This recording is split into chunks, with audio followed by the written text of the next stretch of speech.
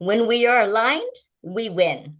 Clifford Starks is holding the vision of 1 billion people being loving, kind, abundant. That's only actually 1/8 of the current world population. So, really, it's not too much to ask, is it?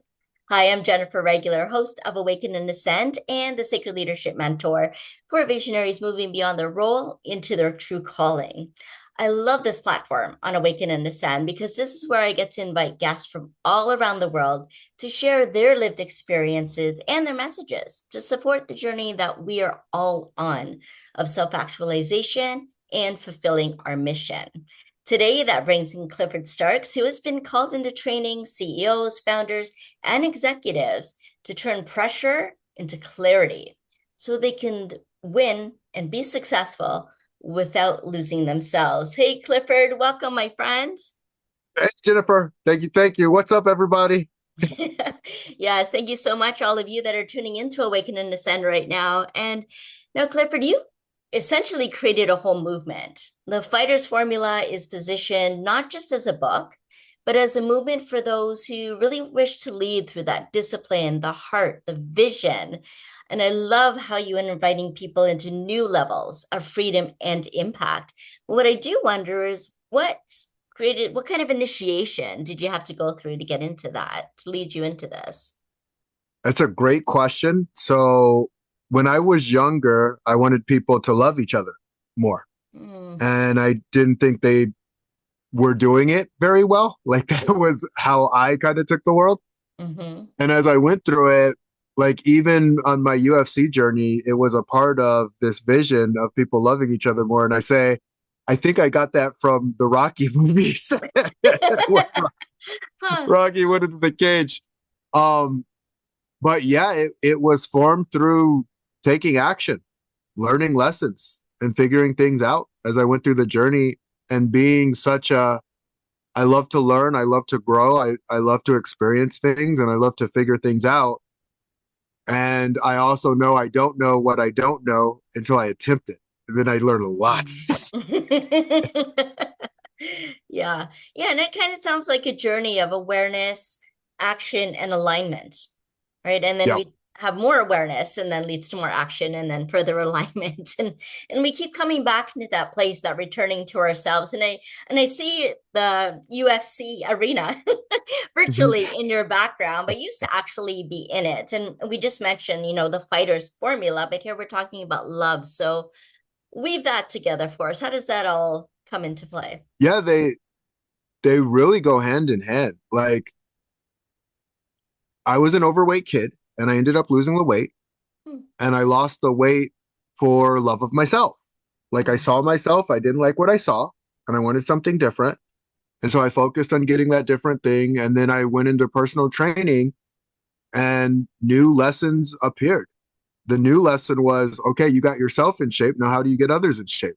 And I was, to be honest, really frustrated with it at first, where I'm like, why won't, if I could just jump in their bodies and do it for them, I'll do that. But I can't. So I had to figure something out.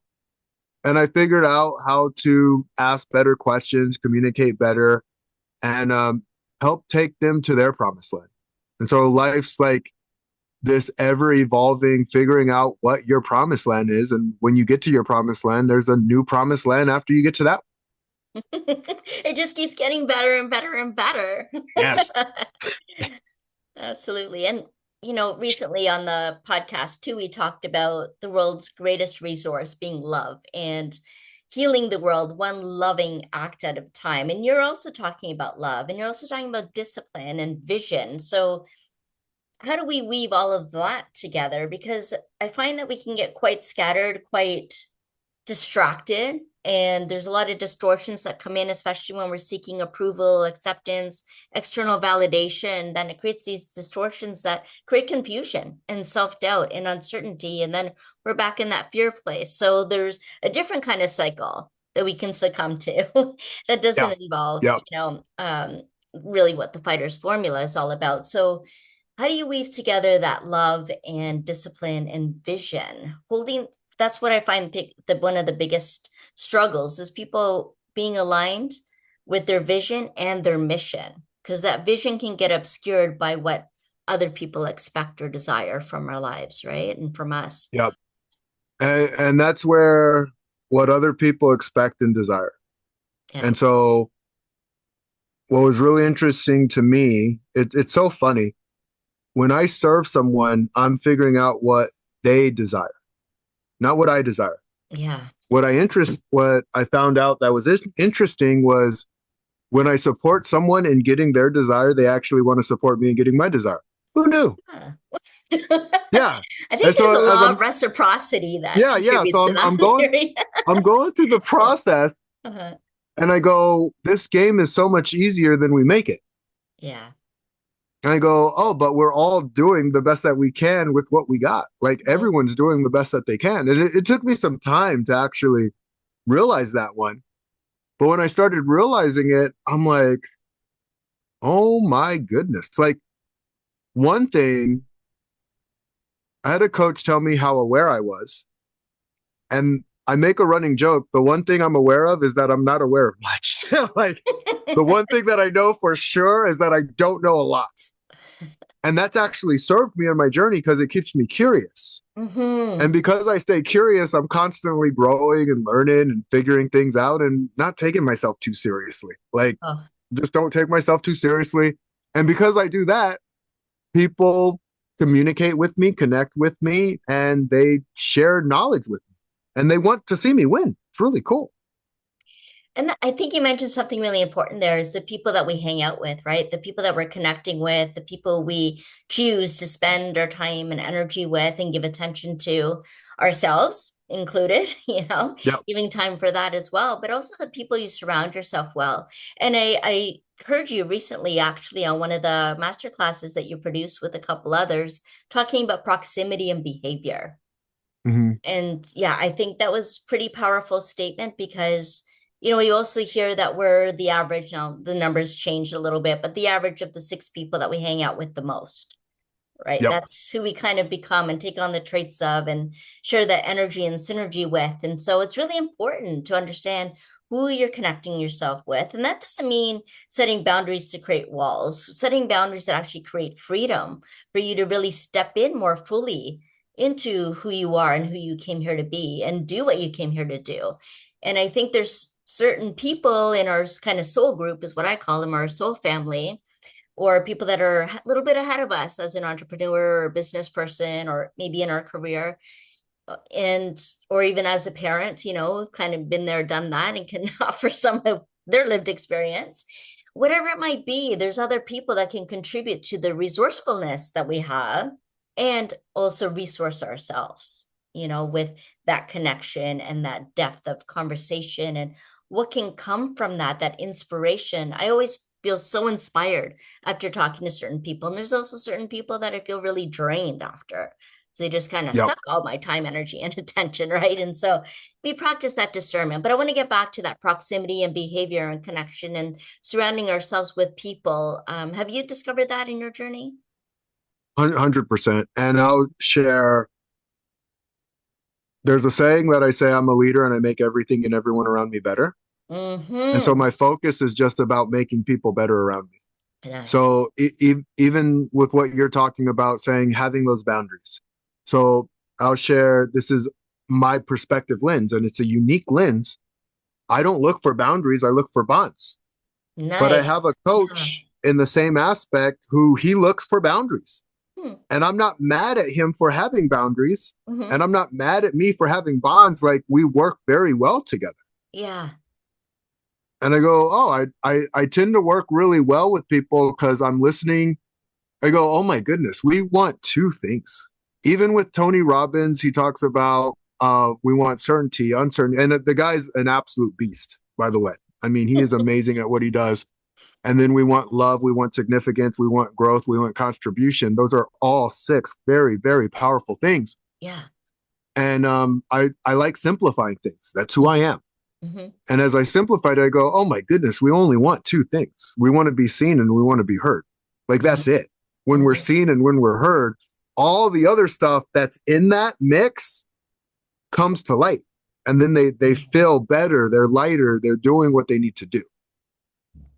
I love how you described yourself, leader and as leadership, being the bringing the best out of people, right? Leaders producing other leaders. And I love in my work where I get to really contribute in the way that supports us in getting back to what leaders or leadership is truly about. And it's sacred. It's a sacred responsibility that we have as leaders, as, ones that are leading new thoughts, ways of being, of movements. Those are the types of leaders that I'm talking about here, especially.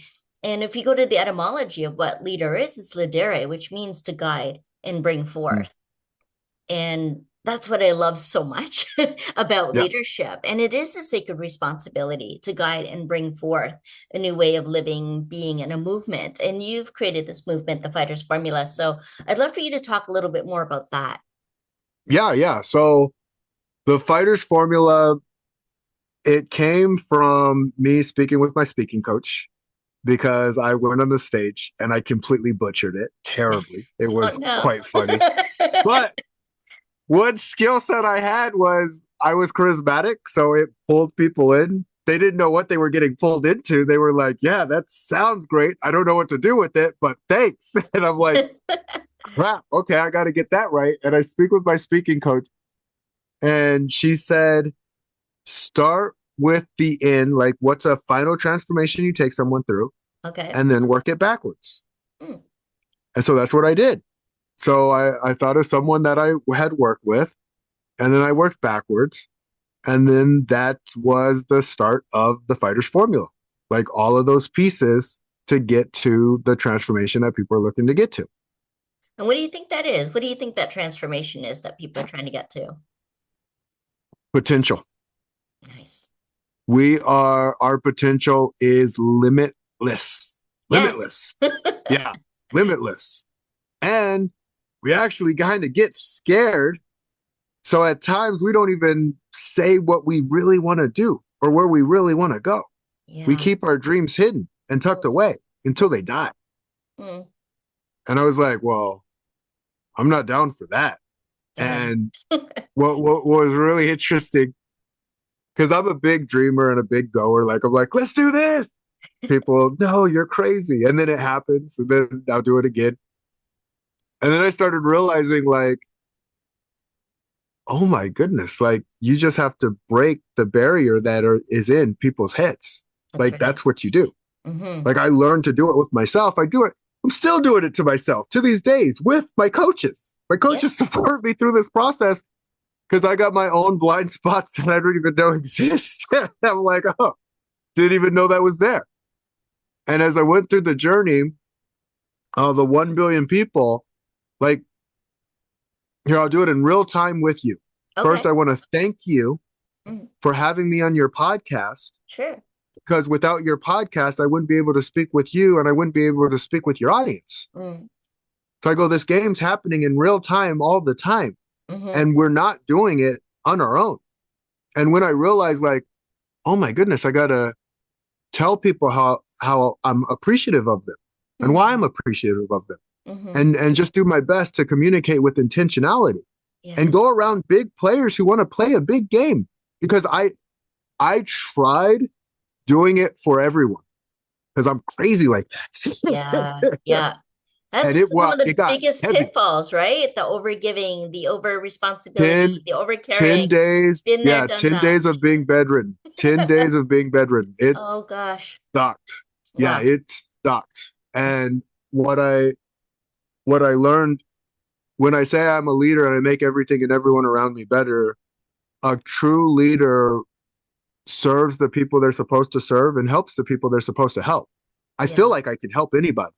Yeah. Whether I can serve someone or not, that's another thing altogether. Mm. And so how do you decide who it is that you're meant to serve and how do you serve them? I serve those who are already comfortable enough to think bigly and say those big thoughts Mm-hmm. because there's a lot of people who have big thoughts, but they won't share it with anybody and they're afraid to share it. And that's okay. Yeah. Everyone has to play the game in the way that they play it. Mm-hmm.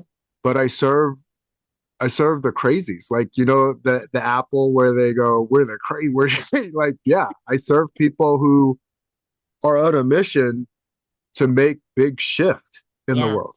Yeah. Like, I'm not like, all right, what do you wish would happen in the world, Clifford Starks? Um, I would wish for world peace. Like, no, I'm the one who's going to create world peace. Like, I'm not wishing for anything. I'm going to take action in what I'm doing and fulfill on it or not fulfill on it, but I'm going to do my best. Yeah. Yeah. And the 1/8, right? It's only 1 billion people that you want to be more loving and vision Yep. and be more abundant. Right? Yep. And that's in the abundance. And we're not just talking about money, right? We're talking about living life fully. And you're talking about new levels of taking people up there to experience higher levels of freedom, of impact, and creating that opening for them, holding the space for those unconventional change makers who are here to make the impossible possible, right? To show that it is Yep. limitless, that it takes a Yep. decision, it takes clearing the blocks because everything's there already, but we block ourselves. We circumstances think that we those are blocks too, and our thoughts, our beliefs, all of these things, once we get that out of the way, then the path becomes clear, the Yep. courage it takes to walk it, the compassion to believe in yourself, and the curiosity to overcome any fear, right? Is what's Yep. going to help you keep walking it with grace and not alone. There's coaches, And there's mentors, when you're there's able to do that, yeah, when you're able to do that, you actually exude that into other people. And yeah. that's what I started noticing. So Mhm. when I say I want 1 billion people to be loving, kind, and abundant, I didn't know this was going to happen, by the way. Like I was just going like, all right, let's go make this a reality. Yeah. But what I realized was, oh, when I'm loving, kind, and abundant, the world becomes loving, kind, and abundant. So I Hmm. just have to focus on me being loving, kind, and abundant for my wife, for my kids, for my community, for my tribe. And Mm. then the world becomes more loving, kind, and abundant because I'm loving, kind, and abundant. That's your world. Yeah. That becomes your world. Absolutely. Absolutely. And that's embodied leadership. It's embodied leadership. It's not from the head, right? It's from the Yeah. heart. It's from the head, the heart, the spirit, all of it, because we anchor that in and be Yes. able to share it in that way by living it. Absolutely. I love that so much. And I love the way that you're working with people, how you're serving people and how you bring people into your world and help them see how you see the world, and to Yeah. Thank you. to be able to expand that vision in that way. And so you've offered us some gifts. You got gifts, the whole book, the whole PDF Yes. of the fighter's Yep. formula. So people, make sure you grab that below. I'm going to have the link there for you. So you just click into that. Totally free. You'll find out more Yep. about what Clifford's talking about in there. And there's also a chance for people to actually connect with you and learn about the leadership formula, right? Like moving away from that pressure into more clarity. And that's something that can happen because so many people experience pressure, overwhelm, busyness, thinking that they can't handle the pressure of living out their goals and sharing their gifts. They'd rather stick to what they know, keep moving through that, even though they're successful, not realizing they're in survival mode still because they're just trying to get through, right?